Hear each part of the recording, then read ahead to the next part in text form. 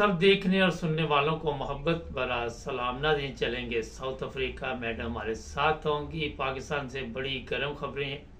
इमरान खान पे अभी एक इल्ज़ाम का फैसला होता नहीं है, दूसरा इल्ज़ाम लगा दिया जाता है, कभी उसे गद्दार कहा जाता है। कोई भी पाकिस्तान में हकीकत से पर्दा उठाए तो वो पाकिस्तान का मुखलस नहीं। लेकिन जिन लोगों ने पाकिस्तान को नुकसान पहुंचाया, जिन लोगों ने पाकिस्तान की ये हालत कर दी, वो मेरा ख्याल है अपनी ना तो कभी उन्होंने गलती मानी और ना ही वो कभी मानेंगे। मैडम, इमरान खान के ऊपर इतने इल्जाम लगते जा रहे हैं, क्या कहेंगी आप? जी, मैं सबसे पहले इन बातों को एक तरफ रख के मैं सबसे पहले ये बात करना चाहती हूँ कि देखिए, आज पाकिस्तान जो जुड़ा हुआ है ना, चारों सूबे जो जुड़े हुए हैं और चारों सूबों के लोग जो आपस में जुड़े हुए हैं, एक नजरिए पे और एक लीडर के पीछे ये खान साहब की इसका क्रेडिट खान साहब को जाता है। देखिए, जो 71 के हालात थे और आज के हालात हैं, वो मुझे उनमें बहुत सिमिलरिटी नजर आती है। और वो बांग्लादेश अलहदा हो गया। अगर खान साहब चाहते तो जैसे 8 फरवरी के इलेक्शन हुए थे, क्या वो अपना केपीके में उन्होंने कहा था ना मैं असेंबली का इजलास बुलाऊंगा, लेकिन उन्होंने नहीं बुलाया। तो मुजीब ने भी कहा था कि मैं ढाका में बुलाऊंगा और उसने बुलाया और फिर वो अलहदा हो गया। तो केपीके भी वो अलहदा लेके बैठ सकते थे, वहां उन्हें मेजोरिटी मिल गई थी, अपनी हुकूमत बना लेते, अपना एक अलग मुल्क बना लेते। तो उनको क्या किसी ने कुछ कहना था उनको? मुझे आप ये बताइए। लेकिन आज जो पाकिस्तान जुड़ा हुआ है ना, इसके अल्लाह ना करे कभी ये टूटे। हम नहीं इसके टूटने पे खुश, हम तो बहुत ज्यादा पाकिस्तान के मुखलिस हैं, हम दर्द हैं पाकिस्तान के, हम इसको तरक्की करते हुए देखना चाहते हैं। लेकिन आप इस बात का क्रेडिट खान साहब को दें कि पाकिस्तान आज तक जुड़ा हुआ है। पाकिस्तान इंतशार की तरफ नहीं गया। ये खान साहब ने कहा है कि आपने पुरअमन तहरीकें चलानी है, पुरअमन एहतजाज करने हैं। अगर वो होते तो कहते हैं सब कुछ अप्स एंड डाउन कर दो, तो क्या आवाम ना निकलती घरों से बाहर? दूसरी बात, जो आजकल इतना गर्मा गर्म मौजू छिड़ा हुआ है, महमूदू रहमान कमीशन रिपोर्ट जो है, वो वाकई एक हकीकत है। तो ये मुशर्रफ के जमाने में ये हो गई थी पब्लिश, राइट? पहले छुपाई गई, लेकिन मुशर्रफ के जमाने में ये पब्लिश हो गई थी। और आज ये 5,000 रुपए में पाकिस्तान में कॉपी ये बिक रही है। और इसमें क्या लिखा हुआ है? इसमें फैक्ट्स लिखे हुए हैं कि बांग्लादेश क्यों टूटा, कैसे टूटा और उसके क्या वजूहात थे, क्या मुहर्रकात थे, कौन कौन इसमें शामिल था। अब आप इसका इल्जाम क्या खान साहब को देंगे कि बांग्लादेश जो टूटा है उसके फैक्ट्स बताने पे खान साहब को सजा दे दें? ये कहाँ की इंसाफ है, कहाँ का इंसाफ है, मुझे बताएं। मेरी एक बात अब पाकिस्तानी कौम से मैं ये कहना चाहती हूँ कि अब होश के नाखून ले पाकिस्तानी कौम, अपने हक के लिए खड़े हो। और दूसरी बात मैं ये कहना चाहती हूँ कि देखिए कि जो खान साहब के ऊपर इस तरह से मुकदमे किए जा रहे हैं ना, ये उनको सिर्फ और सिर्फ अंदर रखने के लिए उनको छोड़ा नहीं जा रहा। सही, पाकिस्तान को 75 साल से सिर्फ एक ही जमात है जो कि कब्जा किए हुए और वही पाकिस्तान को चलाई जा रही है। मैंने पहले भी ये कहा था कि डायरेक्ट इनडायरेक्ट मार्शल ही रहा है पाकिस्तान में। पाकिस्तान को कभी भी पॉलिटिकल पार्टी के सर पे नहीं छोड़ा गया। पाकिस्तान को 75 सालों से हमारी फौज चला रही है और पाकिस्तान का ये हाल हो गया है। एक दफा मैं अपने ताकतवरों से ये कहना चाहती हूँ कि एक दफा किसी भी पार्टी को पूरा भरपूर इख्तियार दे के देख लीजिए कि पाकिस्तान की क्या हालत होती है। पाकिस्तान की सियासत से अलग हो के देख लीजिए कि पाकिस्तान की क्या हालत होती है।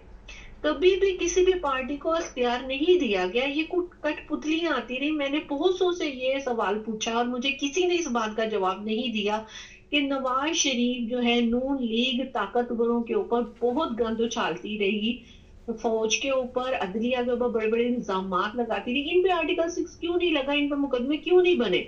लेकिन मुझे किसी ने इस बात का जवाब नहीं दिया। फिर मैंने खुद सोचा और जब मैंने खुद सर्च की तो मुझे ये पता चला चूंकि ये नून लीग, पीपल्स पार्टी और फजलुर रहमान कंप्रोमाइज हो जाते हैं, ये इनके साथ डीले कर लेते हैं, इसलिए ये पार्टीज जो है फौज को ज्यादा पसंद है बनिस्बत के पीटीआई के, क्योंकि पीटीआई अपने मौकों पे खड़ी है, वो नहीं हिल रही। तो इसलिए पीटीआई के ऊपर ये सारा नजला गिर रहा है। और उनके ऊपर देखें ख्वाजा आसिफ ने क्या कुछ नहीं कहा, जो वजीर दिफा रहे नून लीग के दौर में भी। उन्होंने फौज के ऊपर कितने बड़े बड़े इल्जाम लगाए, लेकिन उनको जरा भी पकड़ नहीं हुई, कोई भी मुकदमा दर्ज नहीं हुआ, कुछ नहीं। लेकिन खान साहब ने सिर्फ ये कहा कि हमूदुर रहमान कमीशन बने, तो उनके ऊपर वो कह रहे हैं जी इनका ट्विटर बंद कर देना हमने, और इनके ऊपर ये कि इनके ट्विटर से ये जो है वीडियो अपलोड हुई है, तो ये क्यों हुई है भाई? उसमें तो वो खान साहब चाहते हैं कि आवाम को पता चले कि फिगर एंड फैक्ट्स क्या थे उसमें।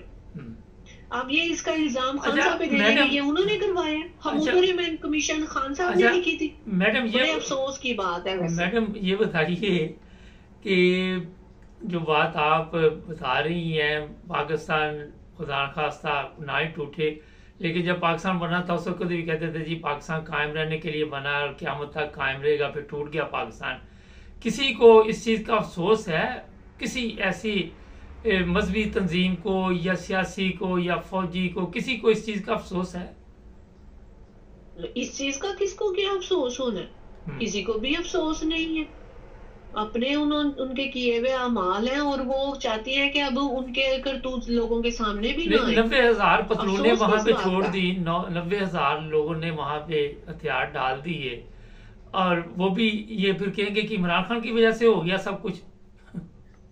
देखिए उस रिपोर्ट को आप पढ़े ना, मैं तो कानों को हाथ लगाया मैंने जब मैंने पढ़ा कि वहां पर कितनी ज्यादती हुई, और फौज बांग्लादेशियों के घरों में घुस गई और वहां की खवातीन के तो आज भी तो यही हो रहा है ना। और मैडम उसको छोड़े, आज भी तो यही हो रहा है, फौज के लोगों के घरों में घुस के औरतों को उठाती है। आपको पता ही नहीं इन चीजों का, वही कुछ हो रहा है। अभी भी वही है, अभी भी वही बाजार गर्म है, अभी भी हालात उससे बिल्कुल भी मुख्तलिफ नहीं है।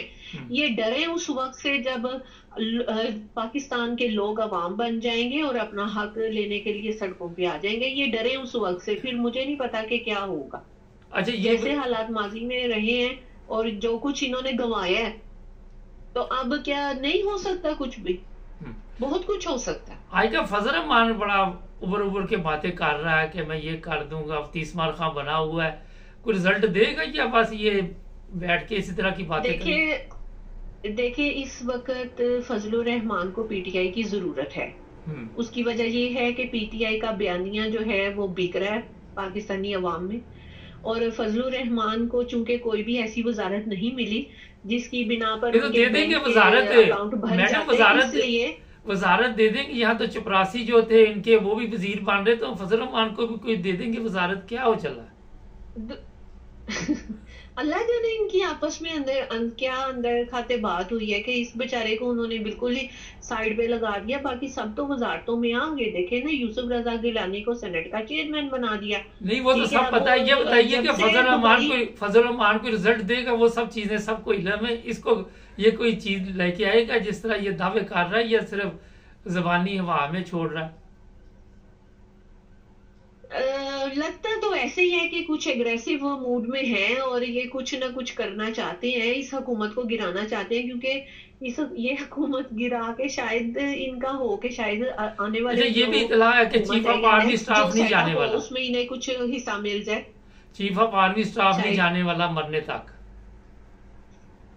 जी सॉरी, मुझे समझ नहीं आया। चीफ ऑफ आर्मी स्टाफ नहीं जाने वाला आपका?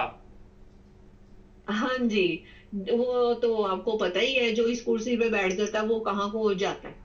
वो एक्सटेंशन, वो इसीलिए तो वो जो है मखसूस नशिस्तों का मामला भी पेंडिंग है, क्योंकि अगर वो दे दी गई नूनी को तो फिर फाइज साहब भी नहीं ना जाएंगे।